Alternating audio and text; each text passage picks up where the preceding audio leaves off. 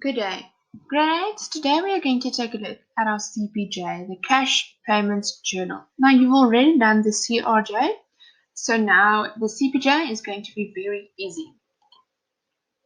First of all, we need to take a look at the accounting cycle. So the accounting cycle, first of all, has a transaction. After the transaction, we have the source document, and then we have our journals. If we take a look at the transaction, we said that something needs to happen, and that is each time money is transferred from one hand to another, then we call it a transaction. And after a transaction has been done, we need to have a source document as a proof for that transaction. So we've already taken a look at source documents. We started off with the receipt, and we said that is each time the business received money, we will have a receipt, and that is for capital and rent income. We also had a CRR, that is also when the business received money, and that was for services rendered.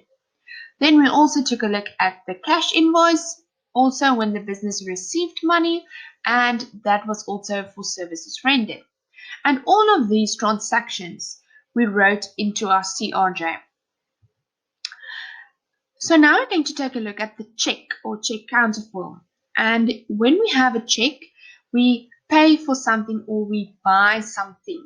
So a check is a command that we give our bank, and we tell the bank that we need to pay this person or this business. So it's a command to the bank. But we need to be careful, because when we say we issued a check, that means we paid something. But when we say we received a check, we can also say we received money, and that is a CRJ transaction. So we need to read carefully. So each time we pay something or buy something, we are going to write the transaction in the CPJ. Now the journals is a summary that we make. So the CRJ is going to be a summary of all the transactions that is about money received, and the CPJ is going to be a summary about each time we pay for something or we bought something.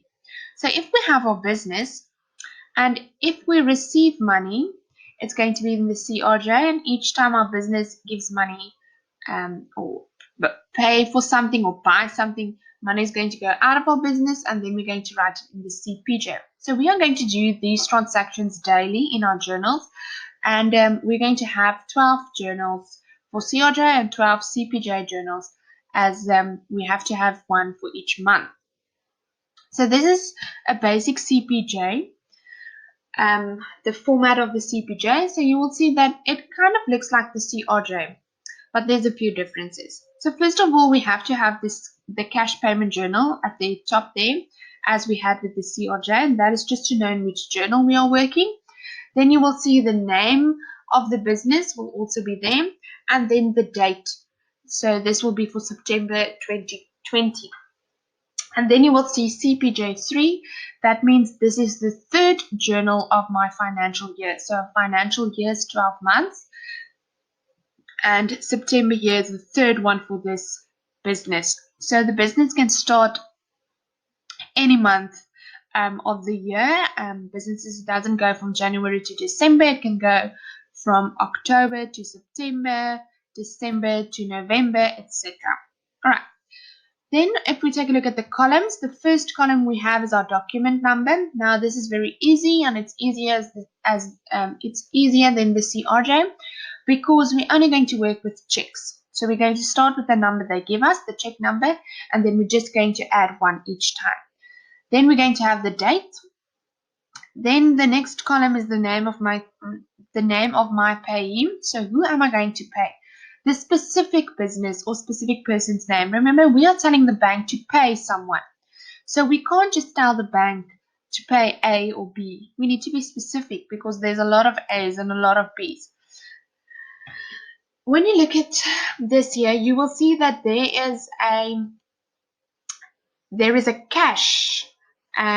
There's written cash there. Now, if the bank gets a check and it says cash, that means that they are going to give you the cash immediately while you're standing in the bank. And this is a very dangerous check to have, because if you go to the bank and you lose the check, which says cash, then the bank will give the money to any person that gives that check in. All right, but if you have a specific name on the check, they will only give the money to that specific person. All right, so cash is what we're going to use most of all when we have wages, for example, because we're going to give our wages as cash. All right, then the next column is our folio column. You don't have to worry about that one yet. Then we have our bank column. So in the CRJ, the bank column was quite tricky. Here you have to write in all the amounts, and it's the amount that is on the check. So if you tell the check that they need to pay Agrimark 12,700 Rand, although the 12,700 was for two different things, you only wrote up one check with the amount of 12,700. So we're always going to write in bank, and then we're going to ask ourselves, what was this for? What did we pay?